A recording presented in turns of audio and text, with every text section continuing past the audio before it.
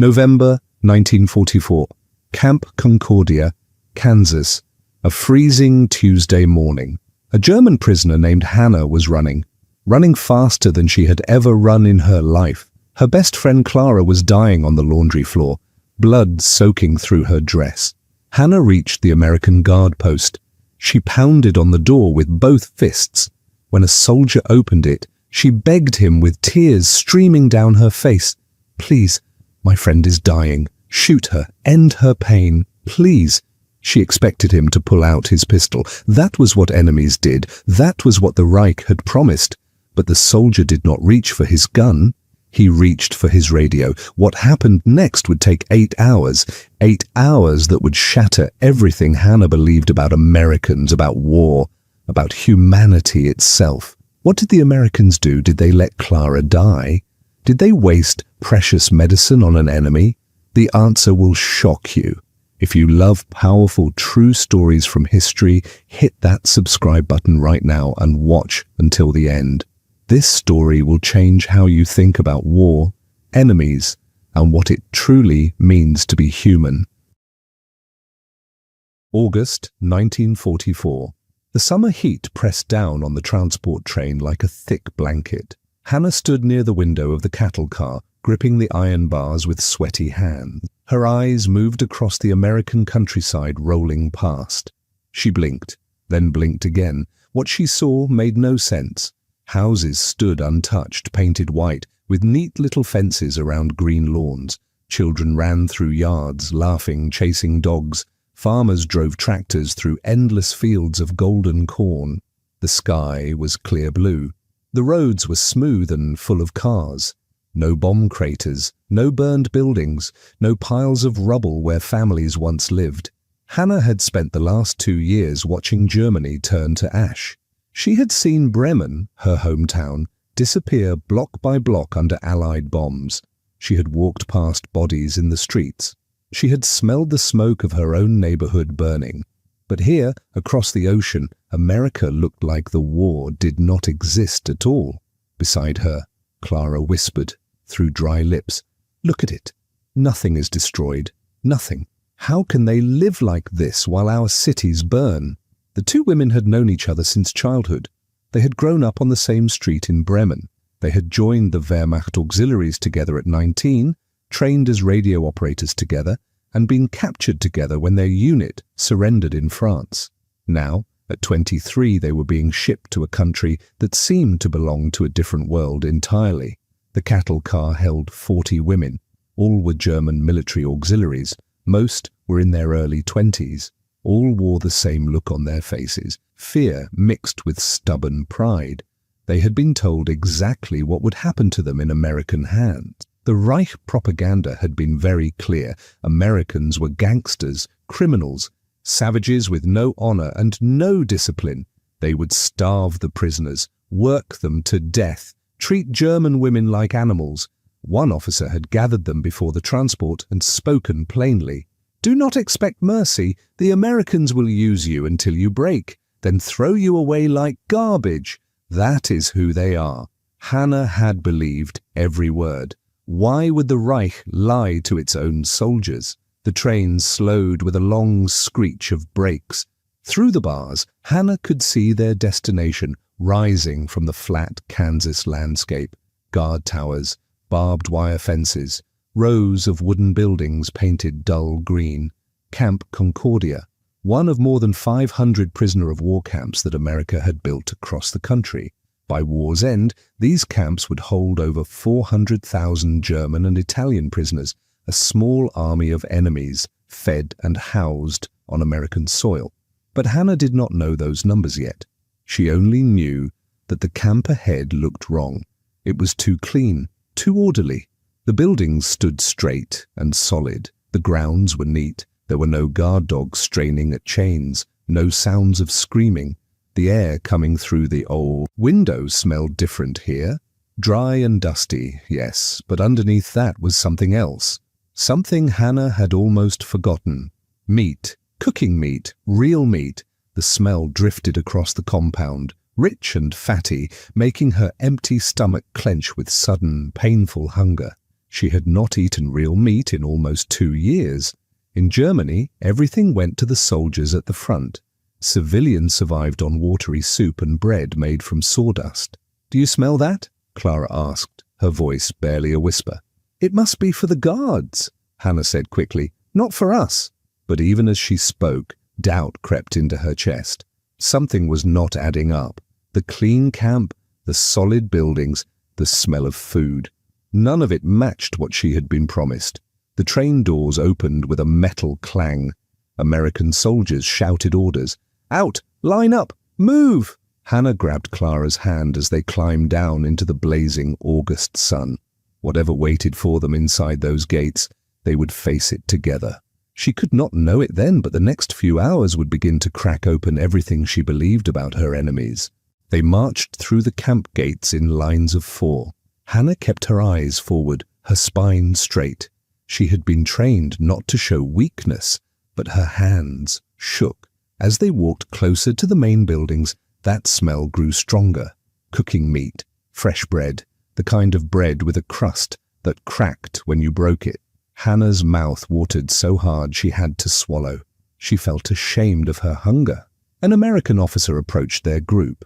She was young, maybe 25, with blonde hair pinned neatly under her cap. She looked at the German women without hatred, almost with kindness. She spoke in careful German. "Welcome to Camp Concordia. You will be treated according to the Geneva Convention. You will receive food, shelter, and medical care. You will be allowed to write letters home. Any questions?" Silence. No one spoke. Several women were trembling. One started crying quietly. Clara leaned close to Hannah's ear. "It is a trick. It must be." "Maybe," Hannah whispered back. But that bread smell was real. The organized camp was real. Where was the cruelty they had been promised? Before entering the main camp, they had to go through processing. The building ahead had a red cross painted on the side, a medical facility. Hannah's chest tightened. Medical experiments. That was what happened to prisoners, right? She had heard whispers. "I do not want to go in there," a young woman behind them said, her voice rising with panic. The American officer turned. "It is just a medical check and shower, standard procedure for all new arrivals." Inside, the medical building was impossibly clean. White walls, proper equipment. American nurses in crisp uniforms moved between stations with calm efficiency. One by one, the women were examined. Hannah watched nervously as those ahead of her were checked for injuries, for lice, for disease. The nurses were professional. Distant, yes, but not cruel. When Hannah's turn came, a nurse pointed to a chair. "Sit." The examination was quick. The nurse checked her hair, looked in her mouth, examined her hands and feet for wounds. "Any pain? Any illness?" Hannah shook her head. "Good." Through that door for shower. The shower room had white tiles and steam rising in the air. Hannah's hands began shaking harder. This was it. This was where the truth would show itself. But instead of guards with weapons, there was only a middle-aged American woman in work clothes. She handed Hannah a bar of soap. Real soap. White and smooth. When Hannah lifted it to her nose, it smelled like flowers. Lavender, maybe. "Shower is hot," the woman said in broken German. "Take your time. Clean clothes on bench when you finish." Hannah stood frozen, holding the soap. Hot water. Real soap. Clean clothes, not humiliation, not cruelty, just basic human dignity. When she stepped under the shower, the hot water hit her skin and something broke inside her. Tears came before she could stop them. For months she had washed in cold water when she could wash at all. She had been covered in dirt, her hair matted with grime. The hot water ran down her back, washing away layers of filth. The soap made thick white lather in her hands. She scrubbed her hair, her skin, scrubbed until the water at her feet ran clear.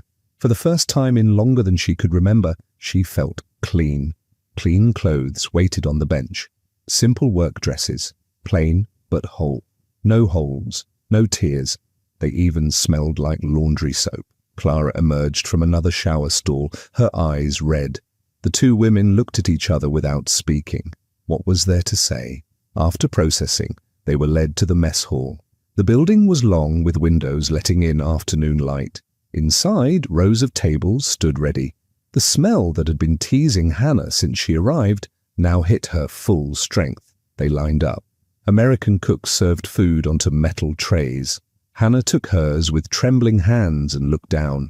Mashed potatoes with real butter melting on top, a thick slice of meatloaf, green beans, white bread with more butter, and in a small cup, something dark and steaming.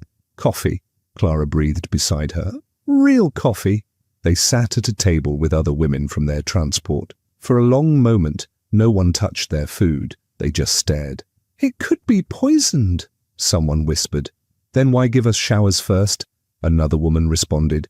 Why waste the soap? Hannah picked up her fork. Her hand shook as she scooped up mashed potato and brought it to her mouth. The taste exploded on her tongue. Creamy, rich, buttery, real potatoes, not the watery turnip mash or sawdust bread they had survived on for 2 years in Germany. She started crying again. She could not help it. Around the table, other women began eating. Some cried. Some laughed with a sound close to hysteria. One woman ate so fast she choked and had to be patted on the back. The meatloaf was real beef, ground and seasoned and baked. Hannah had not eaten beef in 3 years. The bread was soft and white, dissolving in her mouth. And the coffee, bitter, strong, and real. Not the roasted acorns they had called coffee back home. Hannah noticed American soldiers eating at tables near the back of the hall. They had the same food, the same portions. The prisoners were not being given scraps. They were eating the same meal as their captors. By 1944, the United States was feeding over 150,000 German prisoners of war held in camps across the country. Each prisoner received the same daily ration as American soldiers, 2,800 calories. Meanwhile, in Germany, civilian rations had dropped to less than 1,500 calories per day. They feed us like they feed themselves, Clara said quietly. The thought made Hannah's head spin. What kind of enemy did that? What kind of country? After the meal, they were shown to their barracks. Inside were rows of bunk beds. Each had a real mattress, a pillow, and 2 folded wool blankets. Hannah pressed her hand against the mattress. It was thin, yes, but real. Not straw on wooden planks. Not the cold floor she had slept on during the retreat through France. She unfolded one of the blankets. Thick wool. Clean. It even smelled fresh. A stove sat in the center of the barracks. An American guard had shown them how to use it before leaving. Gets cold here in winter, he had said in simple German. You will need heat. Heat. In winter. For prisoners. That night, lying in her bunk with a full stomach for the first time in months, wrapped in a clean wool blanket, Hannah could not sleep. Everything they had told her about the Americans was wrong. And if that was a lie, what else had the Reich lied about? Wake-up call came at 6 in the morning, not with screamed orders or violence, but with a simple bell. The women dressed and lined up for morning roll call. Names were called. Attendance was taken. The process was efficient, but not harsh. No one was struck. No one was threatened. Breakfast was served at 7. Every morning the same impossible abundance. Oatmeal with brown sugar, toast with jam, eggs, coffee, always coffee, real coffee. After breakfast came work assignments. Hannah and Clara were assigned to the camp laundry facility. The work was hard, yes. Their hands grew red and raw from washing uniforms for American soldiers. They scrubbed, rinsed, hung clothes to dry, folded them neatly. But here was the thing that made Hannah's brain struggle to understand. They were paid in American money, 80 cents per day. Why would they pay us? Hannah asked Clara one morning as they scrubbed stains from an officer's shirt. We are prisoners. They could force us to work for nothing. An older woman working nearby answered. She had been a school teacher in Hamburg before the war. Geneva Convention. It requires fair treatment of prisoners, including payment for work. And they actually follow it? Hannah asked. The teacher gave her a tired smile. Apparently, with their earnings, the women could buy things at the camp canteen. Small things. Luxuries they had not seen in years. Chocolate bars, cigarettes, extra soap. writing paper. The first time Hannah held enough coins to buy a Hershey bar, she stood outside the canteen for 5 full minutes, just staring at it. The brown wrapper, the name in English letters, chocolate, real chocolate. She had not tasted chocolate in 4 years. In Germany, all chocolate went to the military. Civilians got nothing. When she bit into it, the sweetness almost hurt. It melted on her tongue, rich and creamy. Her knees went weak. She had to sit down on a bench. Clara found her there, tears running down her face, half a chocolate bar in her hand. "I know," Clara said quietly. She held up her own Hershey bar. "I know." The days fell into routine. Breakfast at 7, work until noon, lunch, more work until 6, dinner, then free time. Lunch was always substantial, soup and sandwiches, meat and vegetables. Dinner brought more of the same. Sometimes there was even dessert, apple pie, cookies, cake made with real sugar and real butter.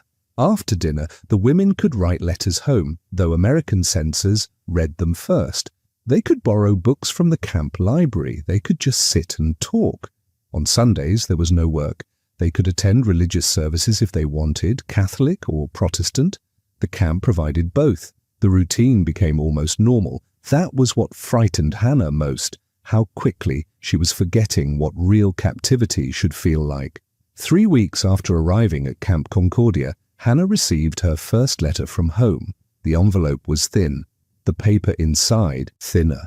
Her mother's handwriting shook across the page, probably from cold or hunger, or both. Hannah sat on her bunk and read with trembling hand. Bremen was destroyed, her mother wrote. Their house had been hit in a bombing raid. Gone. Nothing left but rubble. She was living in a basement shelter with 6 other families. 15 people in a space meant for one family. There was almost no food except what ration cards allowed, and the rations had been cut again. A slice of bread per day, watery soup, sometimes potatoes if they were lucky. No heat, no electricity. Water came from a communal pump 2 blocks away, and they had to carry it in buckets. The letter ended simply, "I am glad you are safe, my darling. Wherever you are, it must be better than here. All my love, Mutti." Hannah folded the letter carefully. Her hands would not stop shaking. Her mother was living in a basement, starving, freezing, and Hannah was here in America eating 3 meals a day, sleeping in a bed with blankets. She had bought chocolate yesterday. The guilt hit her like a physical blow. She doubled over, pressing the letter against her chest, trying not to scream.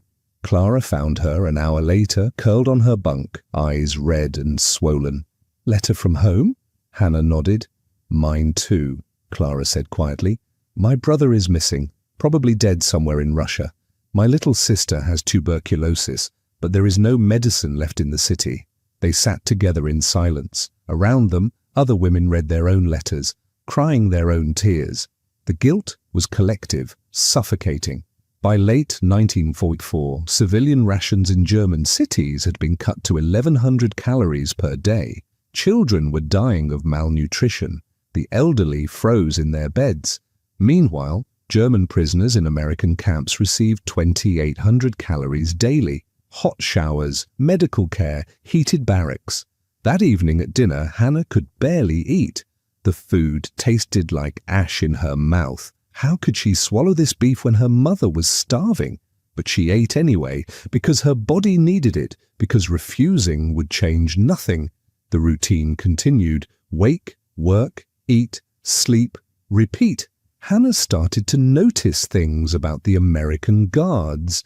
They were so casual, so relaxed. They chewed gum while on duty. They made jokes with each other. They listened to jazz music on small radios. One guard, a young man named Tommy, who sometimes worked near the laundry building, tried to teach them English phrases. "Hello, thank you, please, you're welcome." He was friendly. Not in a threatening way, just friendly, like they were people, not enemies. After 6 weeks, Hannah noticed something else. Her body was changing. She looked down at her arms one morning. They had filled out. Not fat, but healthy. The sharp angles of starvation had softened. When she caught her reflection in a window, she barely recognized herself. Colour had returned to her cheeks. Her hair, washed regularly now, had regained its shine. She looked healthy. The enemy had made her healthy while her own country let her starve. That thought haunted her more than any nightmare. October came, bringing cooler weather to Kansas. The women were issued warmer clothes, sweaters, jackets, proper shoes with thick soles. No one had asked for them. The Americans simply provided them. One morning, while Hannah hung wet laundry on the drying lines, an American soldier approached. He was older, maybe 40, with grey hair at his temples. His name tag read Sergeant Morrison. He held out a pack of cigarettes. Smoke? Hannah hesitated, then took one. She did not smoke often, but cigarettes had become a kind of currency in camp, a way to be social. Morrison lit it for her, then lit his own. They stood in silence for a moment, smoke curling into the cool morning air. Then Morrison spoke in careful German. "You have family in Germany?" "My mother," Hannah said, "in Bremen." Morrison nodded slowly. "I have a daughter about your age. She is a nurse in France right now." The moment stretched between them. This man's daughter was treating wounded American soldiers. Hannah's countrymen were trying to kill those soldiers, yet here they stood, sharing cigarettes like normal people. "This war is stupid," Morrison said suddenly. "All wars are stupid, but this one especially." Hannah stared at him. "In Germany, you did not criticize the war. You did not question. Questioning was dangerous. People disappeared for less. But Morrison had just done exactly that. An American soldier criticizing the war, and no one arrested him. He took another drag on his cigarette. "You are young. You should not be here. You should be home, living your life. There is no home to go back to," Hannah said quietly. "Bremen is destroyed." Morrison looked at her with something like pity. "Yeah, war does that." He stubbed out his cigarette and walked away, leaving Hannah standing there, with questions spinning in her head. Interactions like that became common as weeks passed. The American guards were not cruel. They were not even particularly strict. They did their jobs with tired professionalism, like men who would rather be anywhere else. Tommy, the young guard who taught them English, sometimes brought magazines. Life. Look, the Saturday Evening Post. The women gathered around them like children around a storybook. They stared at photographs of American life. The abundance shocked them. Page after page of advertisements, cars, refrigerators, washing machines, and food, so much food. Photographs of families gathered around tables loaded with turkeys, hams, pies, vegetables. "Is this real?" Clara asked one evening, pointing at a Coca-Cola advertisement showing a smiling family at a picnic. "Do Americans really live like this?" The school teacher from Hamburg studied the magazine carefully. America was not touched by the war like Europe was. No bombs, no invasion. They are still whole. Whole! The word hung in the air. Germany was shattered into pieces. America was whole. One Sunday, a group of American civilians came to the camp. Church ladies, someone said. They brought donations, blankets, books, knitted socks. An older woman with white hair approached Hannah. She pressed a pair of thick wool socks into her hands. "For winter," she said in broken German. "God bless you, dear." Hannah stood there holding the sock, tears running down her face. This woman, this enemy woman, had knitted socks for her, for a German prisoner, for an enemy. Why? That question was destroying everything Hannah thought she knew about the world. At night, after lights out, the women whispered in the darkness. They debated what it all meant. "This is psychological warfare," one woman insisted. "They are trying to break our spirits." "By feeding us?" another responded. "By keeping us warm? What kind of warfare is that?" "The most effective kind," the first woman shot back. "Because it is working. Look at us. We are forgetting who we are." "Or maybe," the school teacher said quietly, "we are remembering who we are supposed to be. Human beings, not soldiers, not tools, just people." The debates circled endlessly. No one had answers. Everyone had doubts. Hannah found herself watching the Americans more closely. How they moved through the world with such ease, how they joked and laughed, how black soldiers and white soldiers worked side by side. In Germany, there had been rigid hierarchies. Officers ate better than enlisted men. Party members had privileges others did not. Everything was about rank and race and who deserved what. But here, the system seemed different, looser, and it worked. The camp ran smoothly without the fear and brutality she had known. Maybe, Hannah thought, there was more than one way to organize a society, more than one way to be strong. The thought was dangerous, treasonous even, but it would not leave her alone. By late November, Hannah had been at Camp Concordia for 3 months. She had gained 12 pounds. Her hair was healthy. Her skin had color. She slept in a warm bed every night, and every morning she woke up feeling guilty for being alive and well, while Germany burned. But underneath the guilt was something else, something she was almost afraid to name. Relief. She was relieved to be here, relieved to be safe, relieved to be a prisoner. What kind of person felt relief at being captured by the enemy? It happened on a Tuesday morning in late November. Hannah and Clara were working in the laundry as usual. Steam rose from the washing basins. The air smelled of soap and wet fabric. Clara had complained of stomach pain the day before, but said it was nothing. Probably just ate something that disagreed with me. But that morning, Clara looked wrong. Her face was pale, almost grey. Sweat beaded on her forehead, despite the cold. "Are you all right?" Hannah asked. "I am fine," Clara said, but her voice was strained. "Just the pain is worse today." By mid-morning, Clara was leaning against the washing basin, gripping the edge with white knuckles. Her breathing came fast and shallow. "Clara, you need to see the doctor." "No," Clara shook her head. "It will pass. I just need to—" She never finished the sentence. Her eyes rolled back. Her knees buckled. She collapsed. Hannah caught her before she hit the concrete floor. She lowered Clara down as gently as she could, her heart hammering in her chest. "Help!" she screamed in German. Then in broken English, "Help! Please!" Blood was seeping through Clara's dress, dark red, spreading across her abdomen. Hannah pressed her hand against the wound, trying to stop the bleeding, but she knew. She had seen this before during the chaotic retreat through France. Internal bleeding, probably a ruptured appendix. Without surgery, Clara would die. Slowly, painfully. And the Americans would never waste surgery on an enemy prisoner. Why would they? Better to end it quickly, better to shoot her than let her suffer for hours. That was mercy. Hannah looked down at her best friend's pale face. They had known each other since they were 7 years old. They had grown up together, learned to ride bicycles together, joined the war together. She could not let Clara die in agony. "Stay with her," Hannah shouted to the other women. Then she ran.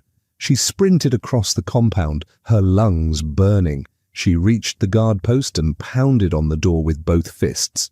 A young American soldier opened it, surprise on his face. "Please," Hannah gasped in English. "My friend, dying. Please shoot her. Mercy, please." The soldier's eyes went wide. "Shoot her? What? No, wait!" He grabbed his radio and barked into it. "Medical emergency, laundry building, need ambulance now." Within seconds, alarms were sounding across the camp. Not battle alarms, medical alarms. "Show me where she is," the soldier said. "Quick." Hannah stared at him, not understanding. Then it hit her. They were not going to shoot Clara. They were going to try to save her. The ambulance arrived in less than 3 minutes. 2 medics jumped out with a stretcher. Hannah led them to the laundry building where Clara lay on the floor, barely conscious. The medics worked fast, checking pulse, blood pressure, examining the wound. "Possible ruptured appendix," one said in English. "We need to get her to surgery, now." Surgery! The word hit Hannah like a punch. They lifted Clara onto the stretcher, started an IV line right there, wrapped her in blankets. Hannah followed them to the ambulance. "Please," she said to one of the medics, "can I come? She is my friend. She will be scared alone." The medic looked at the guard, who shrugged. "Need permission from the captain?" The captain arrived moments later. He looked at Hannah, then at Clara on the stretcher. "She can go," he said. Then he pointed at a guard standing nearby. "Davis, you go with them." The ride to the hospital in the nearby town of Concordia was a blur. Hannah sat in the back of the ambulance, holding Clara's cold hand. Clara's eyes fluttered open briefly. "Hannah," she whispered, "I am here. You will be all right. The doctors will help you." "Will they?" Clara's voice was so faint. "Why would they?" "I do not know," Hannah admitted, "but they are trying." At the hospital, everything moved even faster. Clara was rushed through doors marked surgery. Nurses surrounded her, taking vitals, preparing her. A surgeon appeared. He was older, maybe 50, with grey hair and steady hands. He looked at Clara's chart, then at Clara herself. "Ruptured appendix with peritonitis," he said to the nurses. "Prep or type and cross for blood. Let's move." Hannah grabbed his arm. "Please," she said in German, then tried in English. "Please help her. She is a good person. Please." The surgeon looked at her with something like compassion. He answered in careful German, "We will do everything we can, I promise." They wheeled Clara away. Hannah tried to follow, but a nurse gently stopped her. "You have to wait here. The surgery will take several hours." Several hours. They were going to operate for several hours on a German prisoner. Guard Davis pointed to the waiting room. "Come on, we sit." The waiting room had hard plastic chairs and old magazines. Hannah sat down, unable to think clearly. Davis offered her a cup of terrible hospital coffee. She took it. 1 hour passed, then 2, then 3. Other families came and went, Americans waiting for their loved ones. They glanced at Hannah's prison clothes with curiosity, but no one was cruel. One older woman even offered her a sandwich. "You look hungry, dear." 4 hours, 5, 6. The sun was setting when the surgeon finally emerged. His surgical gown was stained with blood. He looked exhausted. Hannah jumped to her feet. "Clara!" The surgeon pulled down his mask. "She is alive. The appendix had ruptured. There was significant infection. We had to clean out the abdominal cavity completely. It was touch and go for a while, but she pulled through." "She will live," Hannah whispered. "If there are no complications, yes, she will need to stay here at least a week, maybe 2. But yes, she should recover." Hannah's legs gave out. She sat down hard, tears streaming down her face. The surgeon sat beside her, still in his bloody gown. "Your friend is very lucky. Another hour and we would have lost her." "Thank you," Hannah managed through her tears. He patted her shoulder gently. "It is what we do. All lives have value. All lives have value." Those 5 words shattered everything Hannah had been taught. The surgeon had spent 8 hours saving Clara's life. 8 hours of delicate surgery, American medical supplies, American blood in the transfusion, American expertise, all for a German prisoner, an enemy, because all lives have value. The Reich had taught Hannah that some lives mattered more than others, that Germans were superior, that enemies were less than human, that resources should never be wasted on the weak. But this American surgeon had just proven that teaching wrong with his actions. Hannah was allowed to see Clara in the recovery room. Clara lay in a hospital bed, pale but breathing.